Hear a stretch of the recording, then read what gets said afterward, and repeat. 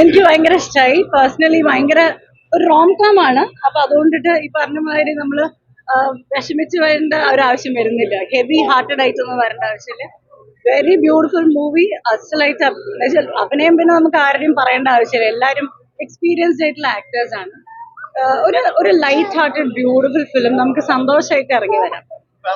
Family മൂവിയാണ് തീർച്ചയായിട്ടും. എല്ലാ ഫാമിലി ഓഡിയൻസിന് ശരിക്കും ധൈര്യത്തോടു കൂടിയിട്ട് തിയേറ്ററിൽ വന്ന് കണ്ടു പോവാം. നന്നായിട്ടുണ്ടായിരുന്നു കേട്ടോ, ശരിക്കും നന്നായിട്ടുണ്ടായിരുന്നു. എനിക്ക് നരയൻ ഏത് നല്ല ഭംഗിയുള്ള, ഏത് നന്നായി അഭിനയിക്കുന്ന ഏതൊരു കുട്ടിയുടെ കൂടെ അഭിനയിച്ചാലും ഇഷ്ടമാണ്. പിന്നെ നിങ്ങൾക്കൊക്കെ ഇഷ്ടമുള്ള പോലെ തന്നെ എനിക്ക് അച്ഛൻ്റെ അമ്മ ഭയങ്കര ഇഷ്ടമാണ്. അപ്പൊ അതുകൊണ്ട് ഈ കോമ്പോ ഇഷ്ടമാണ്. അതെ അതെ അതെ അതെ അതെ ശരി. അങ്ങനെ പറഞ്ഞാൽ അപ്പൊ ബാക്കിയുള്ള നടിമാർക്കൊക്കെ വിഷമാവില്ലേ? മലയാളത്തില് ശരിയാണ്, മലയാളത്തില് പക്ഷെ കാവ്യയുടെ കൂടെ ഉള്ള പടങ്ങളുണ്ട്. പിന്നെ ഒരുപാട് നല്ല നടിമാരുടെ കൂടെ അഭിനയിച്ചിട്ടില്ല. അപ്പം ഇന്ന ആള് മാത്രം എന്ന് പറയുന്നത് തെറ്റായി പോകും. പക്ഷെ ഇവരുടെ കോംബോ ഗംഭീരമാണ്. അത് ശരിയാണ്. പ്രേക്ഷകരോട് പടം എന്തായാലും പോയി കാണണം. കുടുംബ പ്രേക്ഷകർക്ക് ഏറ്റവും സന്തോഷമായിട്ട് ഈ അവധിക്കാലത്ത് പോയി കാണാവുന്ന ഒരു പടമാണ് തീർച്ചയായിട്ടും.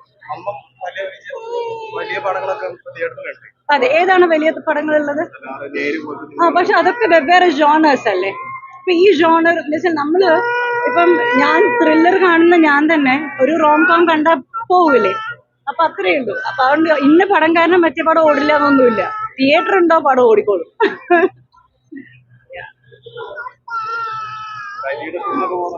എന്താ?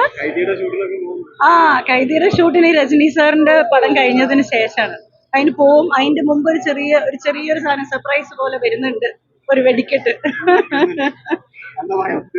ചാപ്റ്റർ 0 പറയാൻ പറ്റില്ല. ലൈഫ് സ്റ്റൈലിന് ഒരിക്കലും ഒരു മാറ്റം വന്നിട്ടില്ല. അത് അങ്ങനെയല്ല, നല്ല പടങ്ങള് ഇറങ്ങുന്ന ഉറപ്പുള്ള പടങ്ങൾ ചെയ്യാന്നുള്ളതിന്റെ വേറെ പിന്നെ പടം ചെയ്യുള്ളൂ എന്നുള്ള ഒരു ധാരണ ഉള്ള ഒരാളാണെന്ന് തോന്നിയിട്ടില്ല. തീർച്ചയായിട്ടും. മലയാളത്തിൽ ഇപ്പൊ വരാൻ പോകുന്നത്, ഇനി ഇറങ്ങാൻ പോകുന്ന ഇമ്മീഡിയറ്റ് ഇറങ്ങാൻ പോകുന്നത് തമിഴിലാണ്.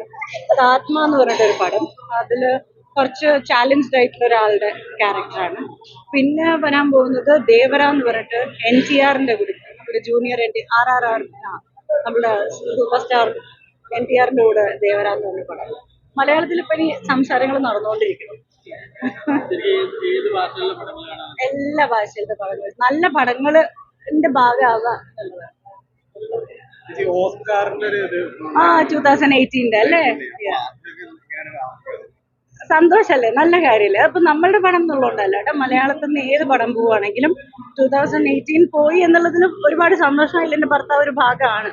പക്ഷേ മോർ ദാൻ ദാറ്റ്, നമ്മളിപ്പം എത്ര കാലങ്ങളായി, കുറെ കാലം സ്കൂളിൽ പഠിക്കുന്ന കാലം തൊട്ടിട്ട് നമ്മൾ കാണുന്ന ഒരു സാധനമാണ് ഓസ്കർ അട്ടപ്പാതിരക്ക് ഈ പറഞ്ഞ മാതിരി ടിവിയുടെ മുമ്പിൽ ഇരിക്കുന്നത്. പക്ഷെ അപ്പം നമ്മളുടെ നാട്ടിൽ നിന്നൊരു ഒരു ഫിലിം പോവുക എന്ന് പറയുന്നത് ഇറ്റ്സ് എ ബിഗ് തിങ്. അപ്പൊ അത് ഇറ്റ്സ് എ ഹ്യൂജ് പ്രോസസ്. അപ്പൊ ഈ പറഞ്ഞ മാതിരി അതിന്റെ ഉള്ളിൽ കയറുക, അവിടെ സ്ക്രീൻ ആവുക, അവിടുത്തെ എന്താ പറയണ മെമ്പേഴ്സിന് ഇഷ്ടമാവുക, അതൊക്കെ അറിയില്ല. Let's see. Okay. I know. Thank you so much.